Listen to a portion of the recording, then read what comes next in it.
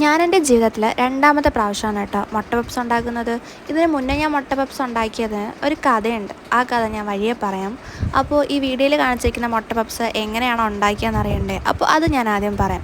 കുറച്ച് മൈദപ്പൊടിയിലേക്ക് ഉപ്പും വെള്ളവും ചേർത്ത് നന്നായിട്ടൊരു 10 മിനിറ്റ് കുഴച്ചിട്ട് ഇതുപോലെ എണ്ണയിൽ ബോൾസാക്കി ഒരു 2 മണിക്കൂറെങ്കിലും മാറ്റി വയ്ക്കാം. പിന്നെ പുഴുങ്ങിയ മുട്ട, സവാള, തക്കാളി, ഇഞ്ചി, വെളുത്തുള്ളി, പച്ചമുളക് പേസ്റ്റ്, പിന്നെ കറിവേപ്പില, ഇതൊക്കെയാണ് വേണ്ടത്. അപ്പോൾ ആദ്യം തന്നെ പാൻ ചൂടാക്കുക. അതിലേക്ക് ഈ വലിയ ജീരകവും ബാക്കി ഞാൻ കട്ട് ചെയ്ത് വെച്ചിരിക്കുന്ന എല്ലാ സാധനവും കൂടെ ഇട്ട് കൊടുത്ത് നന്നായിട്ട് മിക്സ് ചെയ്തു.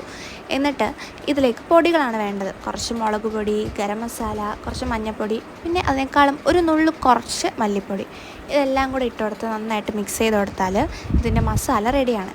ഞാൻ പിന്നെ ഇതിൻ്റെ പിന്നിലൊരു കഥ ഉണ്ടെന്ന് പറഞ്ഞല്ലോ. അത് ഞാൻ ആദ്യമായിട്ട് മുട്ട പപ്സ് ഉണ്ടാക്കിയ കഥയാണ്. എൻ്റെ വീട്ടിൽ ഫ്രണ്ട്സ് വന്നപ്പോൾ ഞാൻ അവരോട് പറഞ്ഞു, കിണ്ണം കാച്ചി, അതന്ന് യൂട്യൂബ് കണ്ടിട്ടാണ് ഞാൻ പറയുന്നത്, അത് നോക്കി ഞാൻ നിങ്ങൾക്ക് മുട്ട പപ്സ് ഉണ്ടാക്കി തരാമെന്ന് പറഞ്ഞു. ഇവരെ കുറേ നേരം വെയിറ്റ് ചെയ്യിപ്പിച്ചിരുത്തി. അങ്ങനെ ഞാൻ മുട്ട പപ്സ് ഉണ്ടാക്കി കൊടുത്തു. പക്ഷേ കഴിക്കാൻ സമയമായപ്പോഴത്തേക്ക് ഭയങ്കര ഹാർഡായിരുന്നു. അത് കടിക്കാൻ പറ്റാത്തൊരവസ്ഥയായിരുന്നു. അതായത് ഒരു ശത്രുവിന് പോലും ഈ ഗതി വരല്ലേ എന്നായിരിക്കും എൻ്റെ ഫ്രണ്ട്സ് ആ സമയത്ത് വിചാരിച്ചിരുന്നത്. അതിനുശേഷം അവരെന്നെ മുട്ട പപ്സ് എന്നാണ് വിളിക്കാറ്. ഞാൻ ആ കഥ ഇപ്പോൾ സ്മരിച്ചു പോയി. അപ്പോൾ ഇതെൻ്റെ ഒരു ശ്രമം മാത്രമാണ്. ഇതും ഏകദേശം അതുപോലെ തന്നെയായിരുന്നു, അത് വേറെ കാര്യം. അപ്പോൾ ഇത് നന്നായിട്ട് പരത്തി 4ആയിട്ട് എടുത്ത് അതിലേക്ക് മസാലയും മുട്ടയും വെച്ച് കൊടുത്ത് ഇതൊരു 200 ഡിഗ്രി സെൽഷ്യസിൽ ഒരു അരമണിക്കൂർ ബേക്ക് ചെയ്തെടുത്തതാണ്.